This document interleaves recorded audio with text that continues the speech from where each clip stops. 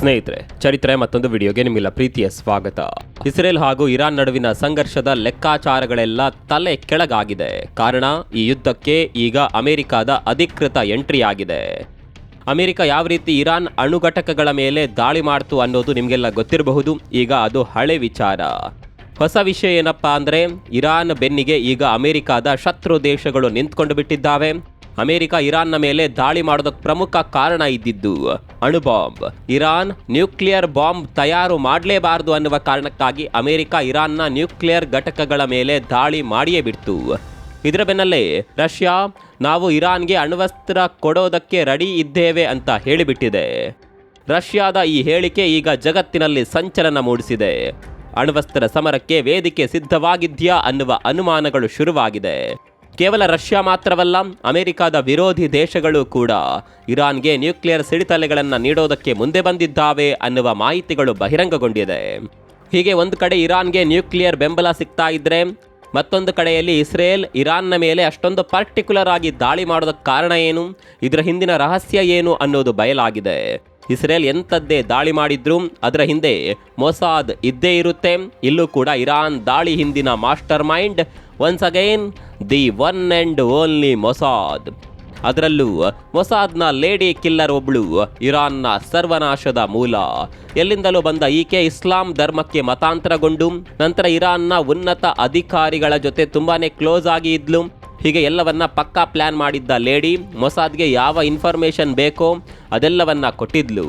ಈಗ Israel Iran ಮೇಲೆ ದಾಳಿ ಮಾಡಿದ ನಂತರ ಇದ್ದಕ್ಕಿದ್ದ ಹಾಗೆ ಕಣ್ಮರೆಯಾಗಿದ್ದಾಳೆ. ಮೊಸಾದ್ ಸುಂದರಿಯ ಬಗ್ಗೆ ಈಗ ಇರಾನ್ ತಲೆ ಕೆಡಿಸಿಕೊಂಡಿದೆ. ಅಷ್ಟಕ್ಕೂ ಈ ಬ್ಯೂಟಿಫುಲ್ ಲೇಡಿ ಇಸ್ರೇಲ್ಗೆ ಮಾಹಿತಿ ಕೊಟ್ಟಿದ್ದು ಹೇಗೆ, ಇಸ್ಲಾಂಗೆ ಮತಾಂತರಗೊಂಡು ಯಾವ ರೀತಿಯೆಲ್ಲ ಗೂಢಾಚಾರಿಕೆ ಮಾಡಿದ್ಲು, ರಷ್ಯಾ ಇರಾನ್ಗೆ ನ್ಯೂಕ್ಲಿಯರ್ ಬಾಂಬ್ ಕೊಡುತ್ತಾ, ಎಲ್ಲವನ್ನ ತೋರಿಸ್ತೀವಿ ನೋಡಿ.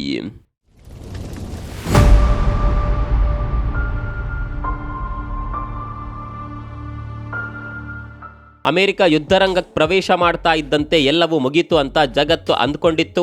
ಆದರೆ ಇರಾನ್ ಮಾತ್ರ ಗೇಮ್ ಈಸ್ ನಾಟ್ ಓವರ್ ಅಂತ ಹೇಳ್ತಾ ಇದೆ. ಅಮೆರಿಕ ಹಿಂದೆಂದೂ ಕಾಣದಂತಹ ಏಟನ್ನ ನಾವು ಕೊಟ್ಟೇ ಕೊಡ್ತೀವಿ ಅಂತ ಇರಾನ್ ಆರ್ಭಟ ಮಾಡೋದಕ್ಕೆ ಶುರು ಮಾಡಿದೆ. ಇರಾನ್ ಇಷ್ಟೊಂದು ಧೈರ್ಯದಿಂದ ಅಮೆರಿಕವನ್ನ ಎದುರು ಹಾಕೊಳ್ಳೋದಕ್ಕೆ ಕಾರಣ ಕೂಡ ಇದೆ. ಇರಾನ್ಗೆ ಈಗ ರಷ್ಯಾದ ಬೆಂಬಲ ಸಿಕ್ಕಿದೆ. ರಷ್ಯಾಗೆ ಮೊದಲೇ ಅಮೆರಿಕವನ್ನ ಕಂಡ್ರೆ ಆಗೋದಿಲ್ಲ. ಅದರಲ್ಲೂ ಉಕ್ರೇನ್ಗೆ ರಷ್ಯಾ ವಿರುದ್ಧ ದಾಳಿ ಮಾಡೋದಕ್ಕೆ ಶಸ್ತ್ರಾಸ್ತ್ರ ಪೂರೈಕೆ ಮಾಡಿದ್ದು ಇದೇ ಅಮೆರಿಕ. ಹೀಗಾಗಿ ಈಗ ಅಮೆರಿಕದ ವಿರುದ್ಧ ಸೇಡು ತೀರಿಸಿಕೊಳ್ಳೋದಕ್ಕೆ ರಷ್ಯಾಗೆ ಒಳ್ಳೆ ಟೈಮ್ ಬಂದಿದೆ. ನೀವು ಏನ್ ಟೆನ್ಷನ್ ಮಾಡ್ಕೊಳ್ಬೇಡಿ, ನಿಮ್ಮೊಂದಿಗೆ ನಾವಿದ್ದೇವೆ ಅಂತ ಇರಾನ್ಗೆ ರಷ್ಯಾ ಅಭಯ ನೀಡಿದೆ. ಎಲ್ಲಿವರೆಗೆ ಅಂದ್ರೆ, ನಾವು ನ್ಯೂಕ್ಲಿಯರ್ ಬಾಂಬ್ ಅನ್ನ ನಿಮ್ಗೆ ಕೊಡೋದಕ್ಕೆ ಸಿದ್ಧವಿದ್ದೇವೆ ಅಂತ ರಷ್ಯಾ ಇರಾನ್ಗೆ ಹೇಳಿಬಿಟ್ಟಿದೆ. ಅಮೆರಿಕ ಇರಾನ್ನಲ್ಲಿ ನ್ಯೂಕ್ಲಿಯರ್ ಬಾಂಬ್ ಸಿದ್ಧವಾಗದಂತೆ ತಡೆಯಬಹುದು, ಆದರೆ ಬೇರೆ ದೇಶಗಳು ಇರಾನ್ಗೆ ನ್ಯೂಕ್ಲಿಯರ್ ಬಾಂಬ್ ಕೊಡೋದನ್ನ ತಡೆಯೋದಕ್ಕೆ ಸಾಧ್ಯವೇ ಇಲ್ಲ ಅಂತ ರಷ್ಯಾ ಹೇಳಿದೆ. ಕೇವಲ ನಾವು ಮಾತ್ರವಲ್ಲ, ಇರಾನ್ಗೆ ನ್ಯೂಕ್ಲಿಯರ್ ಸಿಡಿತಲೆಗಳನ್ನು ಕೊಡೋದಕ್ಕೆ ತುಂಬಾ ದೇಶಗಳು ರೆಡಿ ಇದ್ದಾವೆ ಅಂತ ರಷ್ಯಾ ಹೇಳ್ತಿದೆ. ಸ್ನೇಹಿತರೆ, ಇಲ್ಲಿ ಮತ್ತೊಂದು ವಿಚಾರ ನಿಮಗೆ ಗೊತ್ತಿರಬೇಕು. ರಷ್ಯಾ ಈ ಹಿಂದೆ ಬೆಲರೋಸ್ ಅನ್ನುವ ದೇಶಕ್ಕೆ ಕೂಡ ನ್ಯೂಕ್ಲಿಯರ್ ಬಾಂಬ್ಗಳನ್ನು ಕೊಟ್ಟಿದೆ. ಇದೇ ರೀತಿ ಇರಾನ್ಗೂ ಕೂಡ ರಷ್ಯಾ ನ್ಯೂಕ್ಲಿಯರ್ ಬಾಂಬ್ಗಳನ್ನು ಸಪ್ಲೈ ಮಾಡಬಹುದು. ಇನ್ನು ಚೀನಾ ಕೂಡ ಇರಾನ್ಗೆ ಅಣುಬಾಂಬ್ ಕೊಟ್ಟರು ಅಚ್ಚರಿ ಇಲ್ಲ. ಒಂದು ವೇಳೆ ಈ ಎಲ್ಲ ದೇಶಗಳು ಸೇರ್ಕೊಂಡು ಅಣುಬಾಂಬ್ ಕೊಟ್ಟು ಬಿಟ್ರೆ ಅಲ್ಲಿಗೆ ಜಗತ್ತು ಮತ್ತೊಂದು ಅಣುಯುದ್ಧಕ್ಕೆ ಸಾಕ್ಷಿ ಆದರೂ ಅಚ್ಚರಿ ಇಲ್ಲ. ಮತ್ತೊಂದು ಕಡೆ ಮುಂದಿನ 6 ತಿಂಗಳುಗಳ ಕಾಲ ಯುದ್ಧಕ್ಕಾಗಿ ಇರಾನ್ ಸರ್ವ ತಯಾರಿಯನ್ನ ಮಾಡ್ಕೊಂಡಿದ್ಯಂತೆ. ಅಲ್ಲಿಗೆ ಇದೊಂದು ಆರಂಭ ಮಾತ್ರ. ಯುದ್ಧಗಳು ನಾವಂದುಕೊಂಡಷ್ಟು ವೇಗದಲ್ಲಿ ಮುಗಿಯೋದಿಲ್ಲ. ರಷ್ಯಾ ಹಾಗೂ ಉಕ್ರೇನ್ ನಡುವಿನ ಯುದ್ಧ ಆರಂಭವಾಗಿ 3 ವರ್ಷಗಳಾಗಿವೆ. ಇಲ್ಲಿವರೆಗೆ ಆ ಯುದ್ಧ ನಡೀತಾನೇ ಇದೆ. ಆರಂಭದಲ್ಲಿ ರಷ್ಯಾ ಏನೇನೋ ಮೇಲುಗೈ ಸಾಧಿಸಿಯೇ ಬಿಡ್ತು ಅನ್ನುವಾಗ ಉಕ್ರೇನ್ ತಿರುಗಿ ಬಿದ್ದಿತ್ತು. ಇಲ್ಲಿ ಕೂಡ ಅದೇ ರೀತಿ ಆಗಬಹುದು. ಆದರೆ ಇಲ್ಲಿ ಡಿಫರೆನ್ಸ್ ಏನಪ್ಪಾ ಅಂದ್ರೆ, ಅಮೆರಿಕ ನೇರವಾಗಿ ಯುದ್ಧದ ಅಖಾಡಕ್ಕೆ ಧುಮುಕಿ ಬಿಟ್ಟಿದೆ. ಇಲ್ಲಿ ಮತ್ತೊಂದು ವಿಚಾರ ನಿಮಗೆ ಗೊತ್ತಿರಬೇಕು. ಈಗ ಅಮೆರಿಕ ನಾವು ಇರಾನ್ನ ನ್ಯೂಕ್ಲಿಯರ್ ಸೈಟ್ಗಳನ್ನು ಧ್ವಂಸ ಮಾಡಿದ್ದೇವೆ ಅಂತ ಹೇಳ್ತಾ ಇದೆ. ಆದರೆ ಅಷ್ಟು ಸುಲಭದಲ್ಲಿ ಅದು ಸಾಧ್ಯವಿಲ್ಲ. ಕಾರಣ, ಇರಾನ್ ನ್ಯೂಕ್ಲಿಯರ್ ವೆಪನ್ಗಳನ್ನು ರೆಡಿ ಮಾಡ್ತಾ ಇರೋದು ಅಂಡರ್ ಗ್ರೌಂಡ್ ಬಂಕರ್ನಲ್ಲಿ. ಆ ಬಂಕರ್ಗಳನ್ನು ಬಾಂಬ್ ಹಾಕಿ ನಾಶ ಮಾಡೋದಕ್ಕೆ ಸಾಧ್ಯವಿಲ್ಲ. ಇದು ಇಸ್ರೇಲ್ಗೆ ಕೂಡ ಚೆನ್ನಾಗಿಯೇ ಗೊತ್ತಿದೆ. ಈ ವಿಚಾರವನ್ನ ಇಸ್ರೇಲ್ ಕೂಡ ಒಪ್ಕೊಂಡಿದೆ. ನ್ಯೂಕ್ಲಿಯರ್ ಸೈಟ್ಗಳು ಸಂಪೂರ್ಣವಾಗಿ ನಾಶವಾಗಿಲ್ಲ, ಬದಲಾಗಿ ತುಂಬಾನೇ ಡ್ಯಾಮೇಜ್ ಅಂತೂ ಆಗಿದೆ ಅನ್ನೋದನ್ನ ಇಸ್ರೇಲ್ ಹೇಳ್ತಾ ಇದೆ. ಒಂದಂತೂ ಸತ್ಯ, ಮುಂದಿನ ದಿನಗಳಲ್ಲಿ ಜಗತ್ತು ಭೀಷಣ ದೃಶ್ಯಗಳನ್ನ ನೋಡಲಿದೆ. ರಷ್ಯಾ ಇರಾನ್ಗೆ ಯಾವ ರೀತಿ ಕೂಡ ಸಹಾಯ ಮಾಡುವ ಸಾಧ್ಯತೆ ಇದೆ. ಸ್ನೇಹಿತರೆ, ಇದೇ ಜುಲೈ 5ರಂದು ರಾಮೇಶ್ವರಂ ಕನ್ಯಾಕುಮಾರಿಗೆ 7 ಸ್ಯಾಂಡ್ಸ್ ಟೂರಿಸಂ ಕಂಪನಿ ಟ್ರಿಪ್ ಆಯೋಜಿಸಿದೆ. ಬೆಸ್ಟ್ ಆಫರ್ ಪ್ರೈಸ್ ಕೇವಲ 19,700. ಮಧುರೈ, ಕನ್ಯಾಕುಮಾರಿ, ತಿರುವನಂತಪುರ, ಅನಂತ ಪದ್ಮನಾಭ ಸ್ವಾಮಿ, ತಿರುಚೆಂಡೂರ್, ರಾಮೇಶ್ವರಂ, ತಂಜೂರ್ ಹೀಗೆ 3 ನೈಟ್ 4 ಡೇಸ್ ಟ್ರಿಪ್ ಇದಾಗಿದ್ದು ಪ್ಯಾಕೇಜ್ ನಲ್ಲಿ 2+2 AC ಬಸ್ ವ್ಯವಸ್ಥೆ, 3 ಸ್ಟಾರ್ ಹೋಟೆಲ್ ನಲ್ಲಿ ಸ್ಟೇ, ಆಲ್ ಮೀಲ್ಸ್, ನೀಟ್ ಆಗಿ ದೇವರ ದರ್ಶನ, ಬೋಟಿಂಗ್ ಮತ್ತು auto charges, 24/7 tour manager assistance, special care for senior citizens ಹೀಗೆ ಎಲ್ಲ ವ್ಯವಸ್ಥೆ ಇದೆ. ಹೊರಡುವ ದಿನ ಜುಲೈ 5. ಕೆಲವು ಸೀಟುಗಳು ಲಭ್ಯ ಇದ್ದು ಆಸಕ್ತರು ಈ ಕೆಳಗಿನ ಕಾಂಟ್ಯಾಕ್ಟ್ ನಂಬರ್ಗೆ ಕಾಲ್ ಮಾಡಿ ನಿಮ್ಮ ಸೀಟನ್ನ ಈಗಲೇ ಬುಕ್ ಮಾಡಿ. ಹೀಗೆ ಒಂದು ಕಡೆಯಲ್ಲಿ ಈ ವಿಚಾರ ಚರ್ಚೆ ಆಗ್ತಾ ಇದ್ರೆ ಮತ್ತೊಂದು ಕಡೆಯಲ್ಲಿ ಇಸ್ರೇಲ್ನ ಗೂಢಾಚಾರಿಣಿ ವಿಚಾರ ಭಾರಿ ಚರ್ಚೆ ಆಗ್ತಾ ಇದೆ. ಹೌದು, ಇಸ್ರೇಲ್ ಗೂಢಾಚಾರಿಕೆ ವಿಚಾರದಲ್ಲಿ ತುಂಬಾನೇ ಹೆಸರು ಮಾಡಿದ ದೇಶ. ಅದರಲ್ಲೂ ಇಸ್ರೇಲ್ನ ಮೊಸಾದ್ ಗೂಢಾಚಾರಿಕೆಗೆ ಹೊಸ ಭಾಷ್ಯ ಬರೆದ ಸಂಸ್ಥೆ. ಮೊಸಾದ್ನ ಒಂದೊಂದು ಕತೆಗಳು ಕೂಡ ಮೈ ನವಿರೇಳಿಸುತ್ತವೆ. ಇದೇ ರೀತಿ ಮೊಸಾದ್ನ ಮತ್ತೊಂದು ತಂತ್ರ ಬಯಲಾಗಿದೆ.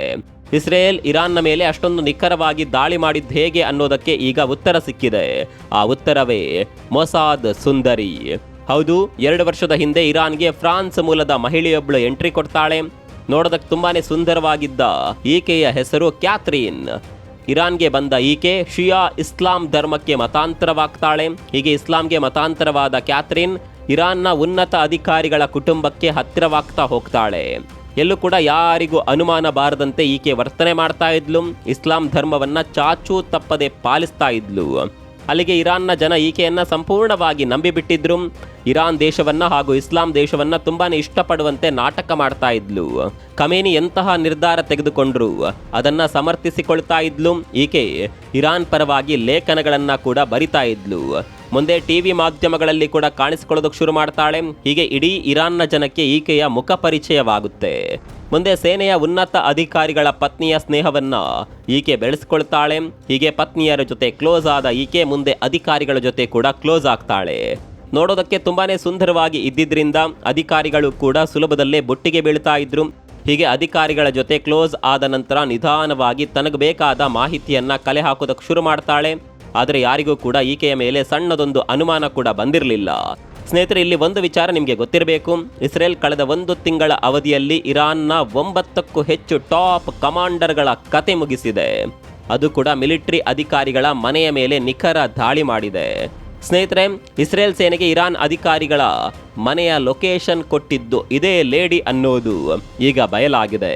ಇಸ್ರೇಲ್ ಇರಾನ್ನ ಮೇಲೆ ದಾಳಿ ಮಾಡಿದ ನಂತರ ಈಕೆ ಇದ್ದಕ್ಕಿದ್ದ ಹಾಗೆ ಇರಾನ್ನಿಂದ ಎಸ್ಕೇಪ್ ಆಗಿದ್ದಾಳೆ. ತನಿಖೆ ನಡೆಸಿದಾಗ ಈಕೆ ಮೊಸಾದ್ನ ಸೀಕ್ರೆಟ್ ಏಜೆಂಟ್ ಅನ್ನೋದು ಬಯಲಾಗಿದೆ. ಆದರೆ ಈ ಲೇಡಿ ಎಲ್ಲಿ ಹೋಗಿದ್ದಾಳೆ ಅನ್ನೋದು ಮಾತ್ರ ಯಾರಿಗೂ ಗೊತ್ತಿಲ್ಲ. ಹೀಗಾಗಿ ಈಕೆಯ ಹುಡುಕಾಟಕ್ಕಾಗಿ ಪೋಸ್ಟರ್ಗಳನ್ನು ಇಡೀ ದೇಶದಾದ್ಯಂತ ಹಂಚಲಾಗಿದೆ.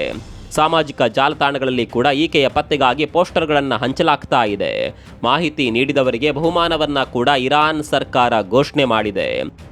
ಈಕೆ ಗುರುತು ಬದಲಾಯಿಸಿಕೊಂಡು ಓಡಾಡ್ತಾ ಇರಬಹುದು ಅಥವಾ ಬೇರೆ ದೇಶಕ್ಕೆ ಪರಾರಿಯಾಗಿರಬಹುದು ಅನ್ನುವ ಮಾಹಿತಿಗಳಿದೆ.